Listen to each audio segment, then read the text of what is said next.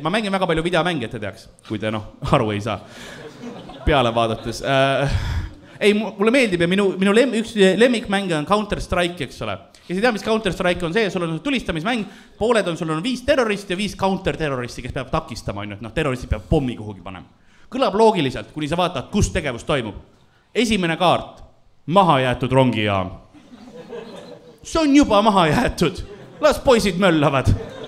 Ära saada Ülot Kalašnikoviga kaitsma.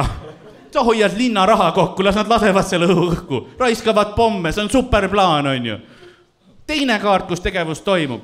Reaalne kaart on, see on võetud nagu loss Šveitsis. Loss Šveitsis. Ja sa lähed, terroristid panevad selle pommi sinna seina äärde, pomm lahvatab ja teate, mis juhtub või? Selline auk tekib seina. See ei ole terrorism, see on feng shui. Mida sa korra loe mingisugune manuaal või midagi nagu? Ja pluss, kui sa oled terroriorganisatsioon, kellel on piisavalt raha, et saata 5 inimest lennukiga Šveitsi. Äkki rohkem kui üks pomm. Äkki. Sul ei ole vaja manifestot, sul on vaja raamatupidajat. Võtke ennast kokku. Ja üks osa sellest, mis mulle meeldib, on see, et seal mängus sa pead relvi ostma, eks ole.